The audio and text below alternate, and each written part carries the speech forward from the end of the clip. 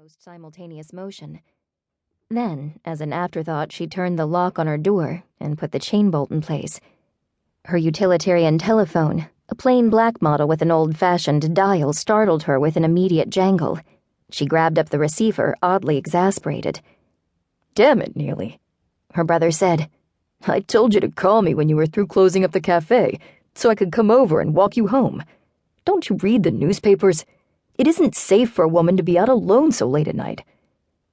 Neely calmed down by reminding herself that Ben truly cared about her. Except for Danny and her best friend Wendy Browning, he was probably the only person in the world who did. She put away her coat, sat down on her hide-a-bed sofa with a sigh, and quickly kicked off her snow boots. "I'm sorry, Ben," she responded, rubbing one sore foot.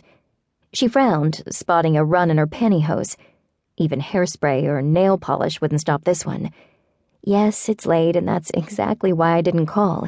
I knew Danny would be in bed, and I didn't want you to have to leave him alone." She paused, drew in a deep breath, and plunged. "Ben, what do you know about Aidan Tremayne, that guy who lives in the mansion down the road?" Ben sounded tired. "Just that. His name is Aidan Tremayne, and he lives in the mansion down the road. Why?" Neely was unaccountably disappointed. She'd wanted some tidbit of information to mull over while she was brushing her teeth and getting ready for bed. "I was just wondering, that's all. Danny and I went there on Halloween night. He struck me as sort of different." "I guess you could say he's a recluse," Ben said, barely disguising his indifference. "Listen, sweetheart, I'm beat. I'll see you in the morning." Emotion swelled in Neely's throat. She and Ben had more in common than their late parents. He'd lost his wife, Shannon, to cancer a few years before, along with his job in a Pittsburgh steel mill, and he'd been struggling to rebuild his life and Danny's ever since. Neely had been forced to give up an entire way of life, her work, her apartment, her friends, because she knew too much about certain very powerful people. "Good night," she said. Neely's trailer consisted of one room, essentially with the fold-out bed at one end and a kitchenette at the other. The bathroom was quite literally the size of the hall closet in her old apartment. Resolving to dwell on what she had, her life, her health, Danny and Ben, instead of what she'd lost, Neely took off her pink uniform and hung it carefully from a curtain rod. After showering, she put on an old flannel nightshirt and dried her hair. Then she heated a serving of vegetable soup on a doll-sized stove and sat in the middle of her lumpy fold-out bed, eating and watching a late-night talk show on the small TV that had once occupied a corner of the kitchen counter of her spacious apartment in Washington. Neely didn't laugh at the host's monologue that night, though she usually enjoyed it.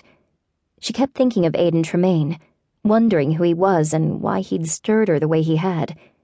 He was one of the most attractive men she'd ever met, and inwardly she was still reeling from the impact of encountering him unexpectedly as she'd left the cafe. Not to mention the way he'd vanished in the time it took to blink. She walked to the edge of the bed on her knees, balancing her empty soup bowl with all the skill of a good waitress, then got up and crossed to the sink. After rinsing out her dish, she returned to the bathroom and brushed her teeth. The thing to do was sleep. She would think about Mr. Tremayne another time, when fatigue didn't make her overly fanciful. Aiden was especially ravenous that night, but he did not feed.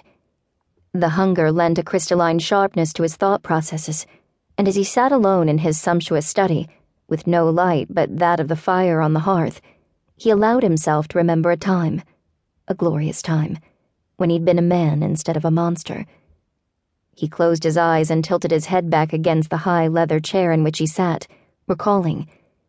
Like most mortals, Aiden had not realized what it really meant to have a strong, steady heartbeat, supple lungs that craved air, skin that sweated, and muscles that took orders from a living brain. He had thought with his manhood in those simple days, not his mind. Now he was a husk, an aberration of nature, thanks to his own impetuous nature and unceasing pursuit of a good time. Thanks to Lizette, he was a fiend, able to exist only by the ingestion of human blood. He longed for the peace of death, but feared the possibilities of an afterlife too much to perish willingly. Aiden could